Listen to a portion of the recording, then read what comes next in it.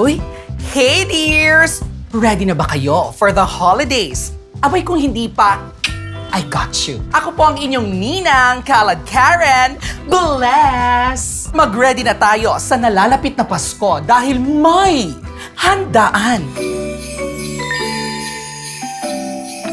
Sa mga miscongenialities sa dami ng friends, make room for more laughter and love this Christmas. Para sa spatial problem mo, I say, let the Christmas spirit flow freely. No need to count visitors, just count your blessings. For your standing room problem, use the Marius.